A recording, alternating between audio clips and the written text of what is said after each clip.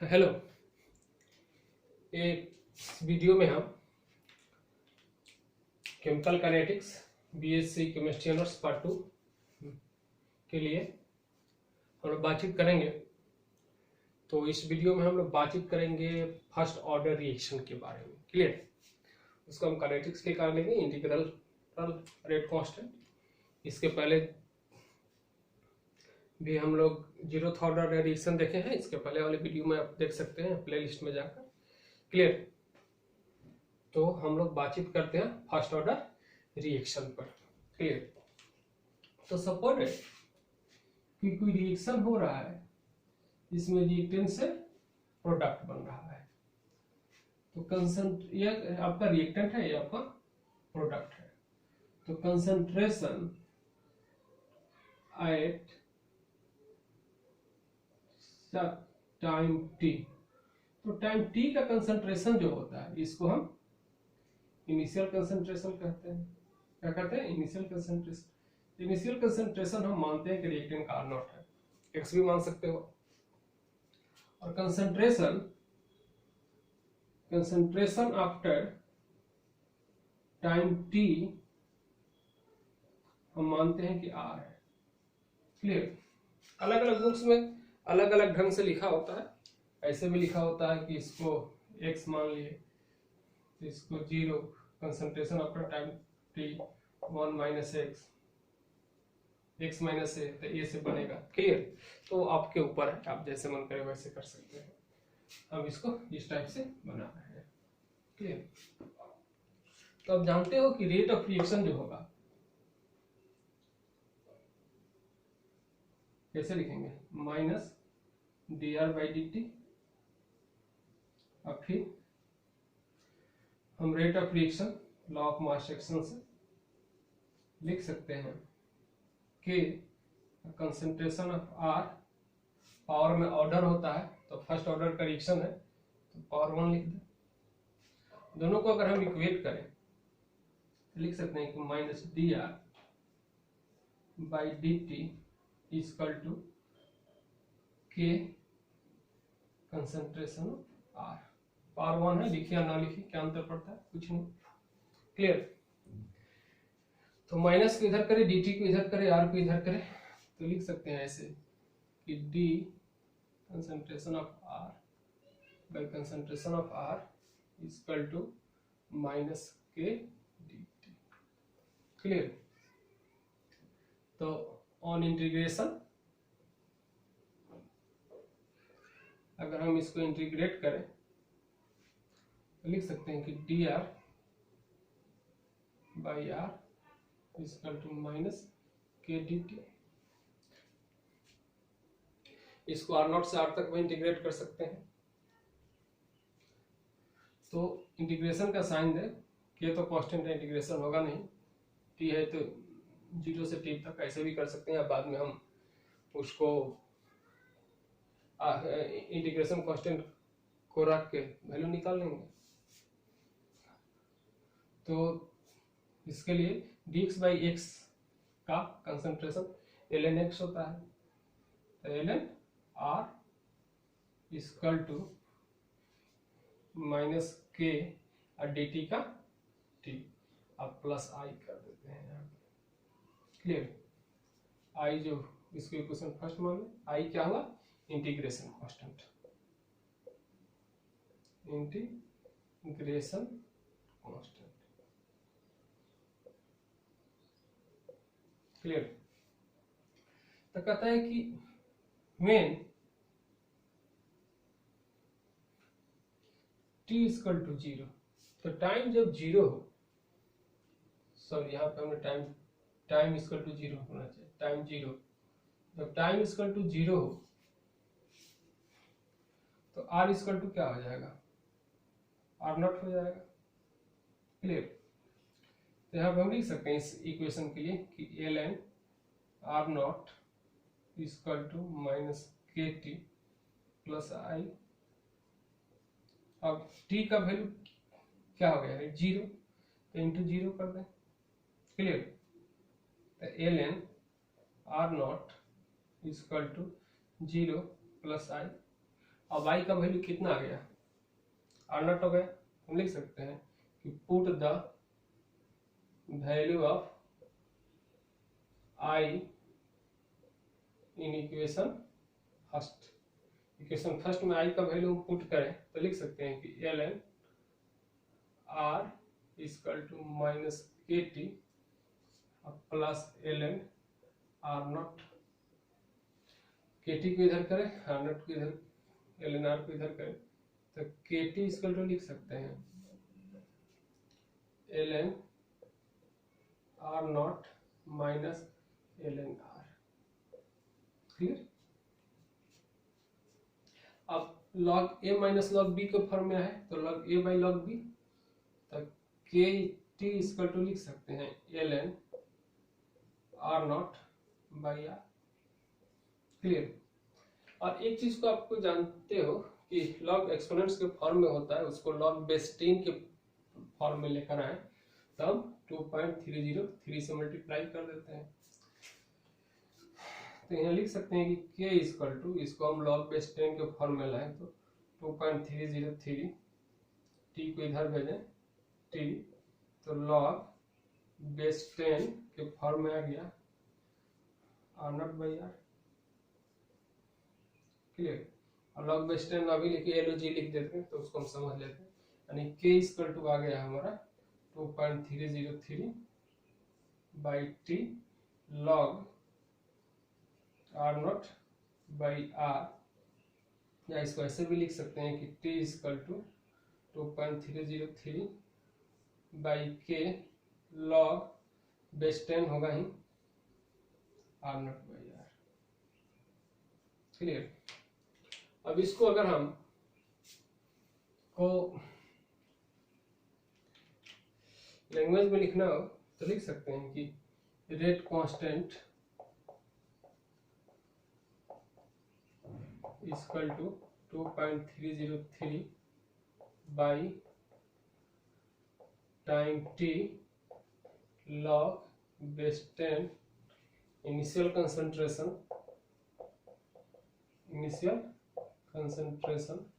By concentration at time t. इसका concentration consider किए हैं इक्वेशन में, तो हम रिएक्टेंट का कंसंट्रेशन कंसीडर किए हैं। क्लियर। तो आई होप ये बात समझ में आई होगी। क्लियर। तो इसको मिटाते हैं, इसके बाद हम इसका ग्राफ देखते हैं।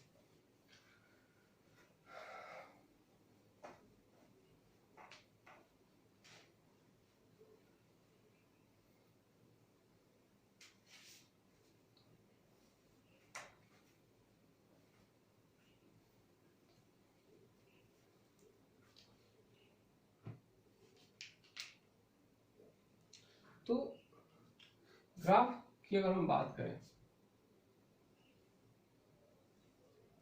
ग्राफ अगर हम यहाँ पे लें log r versus time t, 0 कर देते हैं x एक्सिस y एक्सिस पे। तो इक्वेशन जो हमारा आया है कि ln r equal to minus K T plus ln r naught, यही ना था। तो y equal to mx plus c, एक स्ट्रेट लाइन इक्वेशन है। क्लियर। तो माइनस साइन है, यानी ग्राफ का स्लोप जो होगा वो नीचे की तरफ आ जाएगा, यानी कि स्लोप जो होगा वो क्या देगा, माइनस के। क्लियर। और ये जो वैल्यू जो होगा वह ln r नॉट का होगा। क्लियर। और इसको अगर हम बेस 10 के फॉर्म में हम बात करें तो स्लोप इक्वल टू लिख सकते हैं बेस 10 के लिए माइनस के बाई 2.303। क्लियर। इस टाइप से हमारा क्या आएगा, ग्राफ आएगा। यहाँ पे आप लॉग ही लिख दो, क्या दिक्कत अंतर पड़ता है। यहाँ पे लॉग लिख दो, यहाँ पे लॉग लिख दो, यहाँ पे लॉग, यहाँ पे लॉग। क्लियर। यहाँ पे चलो एलओजी कर दो, यहाँ पे एलओजी कर दो। क्लियर। तो ये आपका ग्राफ हो गया। इसके बाद हम देखते हैं half life. Half life of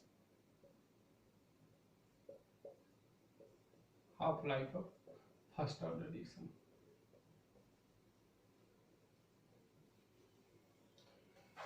कहता है कि हाफ लाइफ की अगर हम बात करें तो इनिशियल कंसंट्रेशन क्या मानते थे, आर नॉट। टाइम क्या लेते थे, 0। Concentration at time t, R. तो concentration at time t half. तो t हाफ में कंसंट्रेशन क्या होता है, तो इनिशियल का आधा हो जाता है, यानी कि r0/2 हो जाएगा। क्लियर। अब हम लोग फॉर्मूला देखेंगे अभी कि t इक्वल टू 2.303 बाई के लॉग r0/r। यही देखें। तो टाइम अगर हम हाफ कर दें, टी हाफ कर दें, तो 2.303 बाई के लॉग ये क्या हो जाएगा, r0। और इस r का वैल्यू क्या हो जाएगा, टी हाफ के लिए r0/2 हो जाएगा, यानी कि r0/2। क्लियर। तो टी हाफ इक्वल टू लिख सकते हैं 2.303 बाई के, एक कट गया, log 2 पर गया, log 2। तो t half equal to 2.303 by k, log 2 का वैल्यू लॉग टेबल से देख सकते हैं 0.3010 होता है। log 2 का वैल्यू इतना होता है, तो टी हाफ इक्वल टू लिख सकते हैं, इसको इससे मल्टीप्लाई करें तो 0.693 बाई के है। अब हम लोग यहाँ पे बात समझें कि टी हाफ ये क्या है, कांस्टेंट क्वांटिटी है बाई के, यानी कि हम कह सकते हैं ना कि half life of first order reaction does not depend upon initial concentration, it is depend upon rate constant।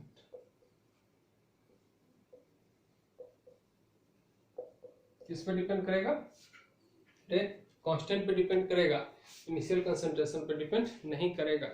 तो इसके पहले वाले भी जो हम लोग पढ़े थे जीरो ऑर्डर रिएक्शन पिछले वाले वीडियो में, तो वहां पे इनिशियल कंसंट्रेशन पे डिपेंड करता था, लेकिन यहाँ पे इनिशियल कंसंट्रेशन पे डिपेंड नहीं करता है। तो याद रखा जाएगा कि जीरो ऑर्डर रिएक्शन में जो हाफ लाइफ है वो इनिशियल कंसंट्रेशन पे डिपेंड करता है, फर्स्ट ऑर्डर में डिपेंड नहीं करता है। जीरो ऑर्डर में डिपेंड करता है, फर्स्ट ऑर्डर में डिपेंड नहीं करता है।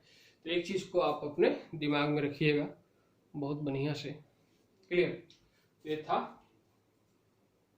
Half life of first order reaction. इसके बाद हम लोग बात करते हैं half life of second order reaction में।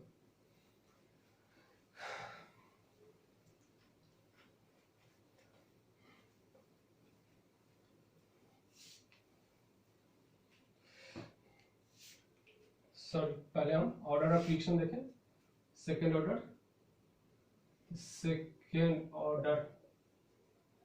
रिएक्शन का integral rate constant, integral rate constant second order reaction के लिए। क्लियर। तो सेकंड ऑर्डर रिएक्शन की अगर हम बात करें तो कहते हैं भाई कि अगर रिएक्टेंट से प्रोडक्ट बन रहा है तो इसका इनिशियल कंसंट्रेशन अगर हम R0 माने तो टाइम क्या होगा 0, यानी कि रिएक्शन यहीं से स्टार्ट हो। कंसंट्रेशन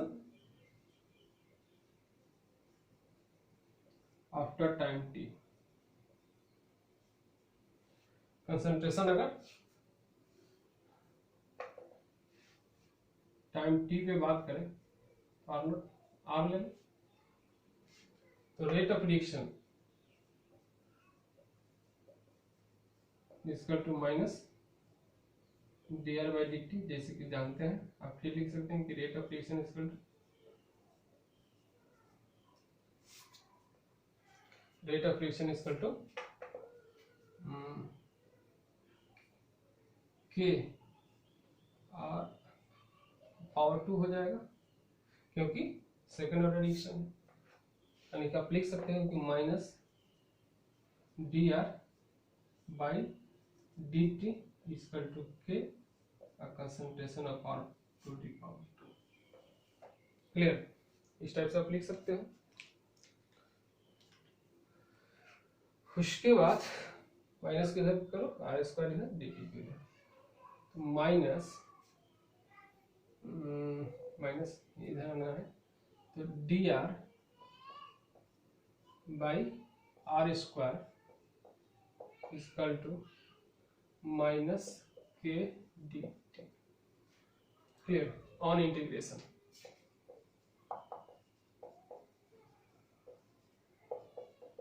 अब इसको इंटीग्रेट करना है।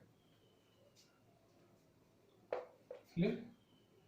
तो D R by R square equal to minus K D T. तो इस के का तो इंटीग्रेशन होगा नहीं, तो डी टी का होगा। कहाँ से, 0 से लेकर टाइम टी तक। और इसको कहाँ से कहाँ तक करोगे, तो R0 से लेकर R तक, यानी कि इनिशियल था यहाँ या फाइनल कंसंट्रेशन। क्लियर। तो इंटीग्रेशन का एक फॉर्मूला है कि x का पावर n, इंटीग्रेशन का फॉर्मूला है कि x का पावर n dx का इंटीग्रेशन जो होता है वह कितना होता है भाई, तो x का power n plus 1 by n plus 1। Clear. तो इसी बेसिस पे हम इसको इंटीग्रेट करें तो इसको हम ऊपर लेकर जाते हैं, क्योंकि 1 बाई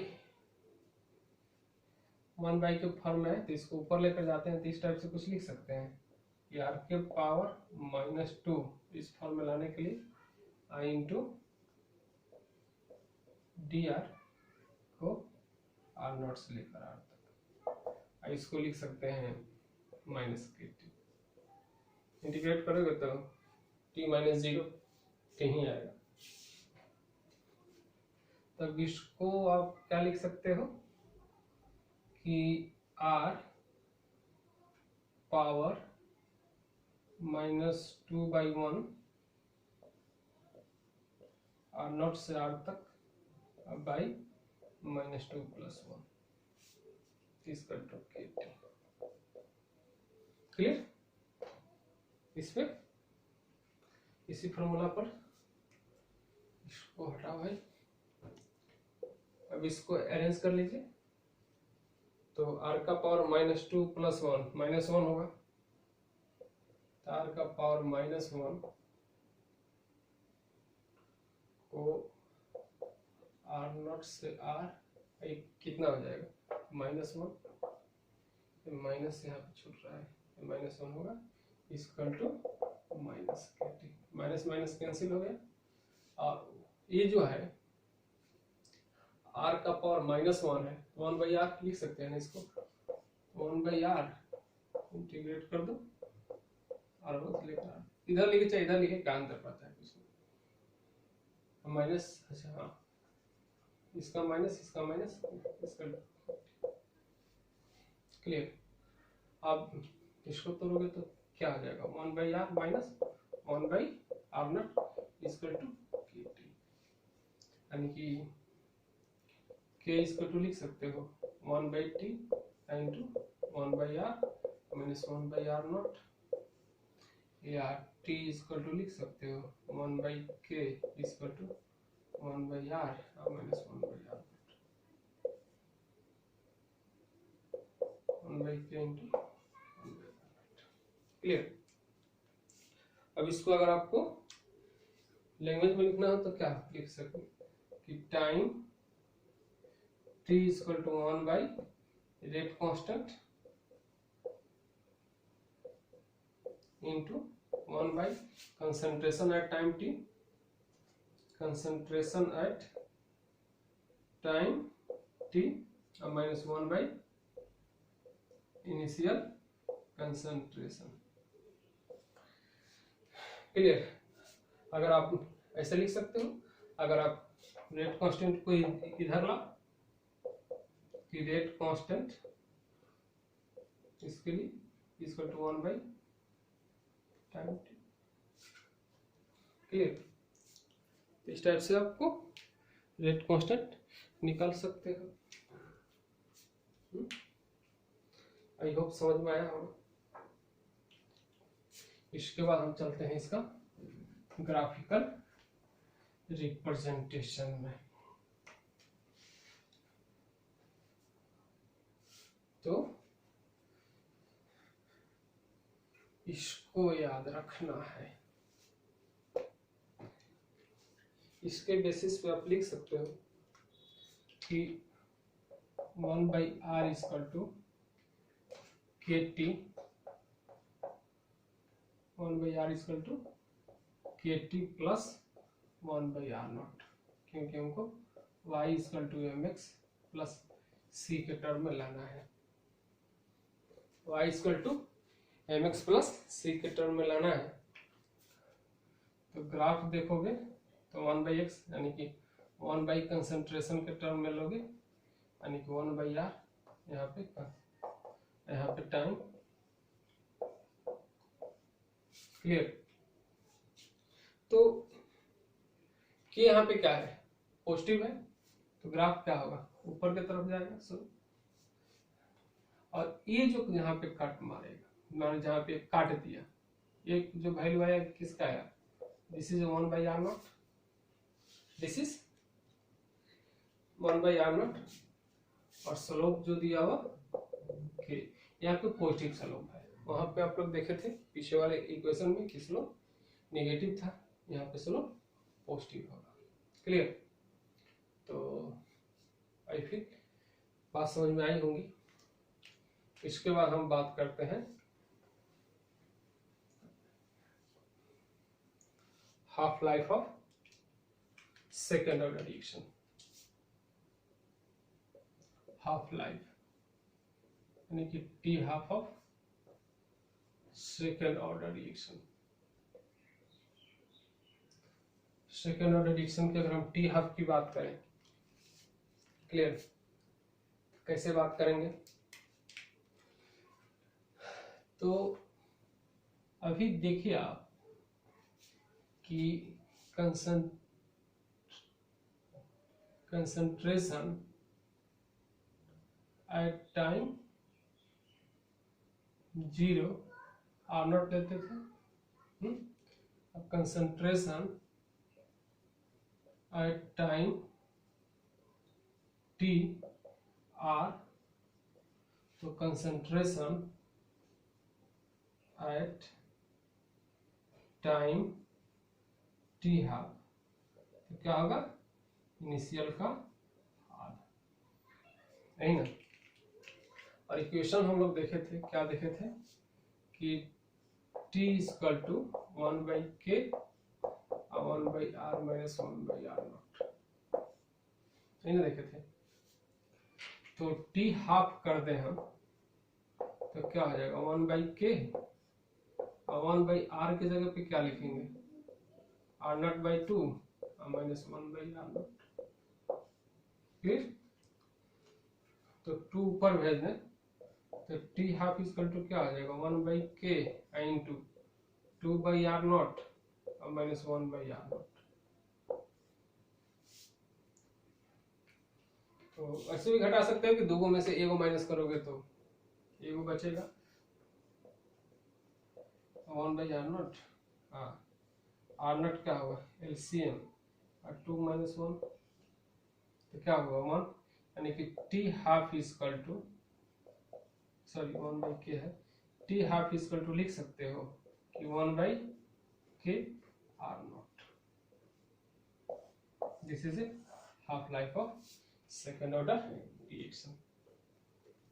अच्छा, एक चीज देखोगे कि कहीं पर भी टी हाफ जो आया है वो 1/k आया है, तो ऐसे भी समझ सकते हो इजीली कि रेट कांस्टेंट जितना अधिक होगा, रेट कांस्टेंट जितना अधिक होगा रिएक्शन का रेट उतना ही अधिक होगा। जितना अधिक रिएक्शन का रेट होगा कंसंट्रेशन हाफ होने में समय उतना ही कम लगेगा, कंसंट्रेशन आधा होने में, कंसंट्रेशन हाफ होने में समय उतना ही अधिक लगेगा। क्लियर? तो यहाँ से आप क्लियर कर सकते हो, सुन सकते हो। तो ये था आपका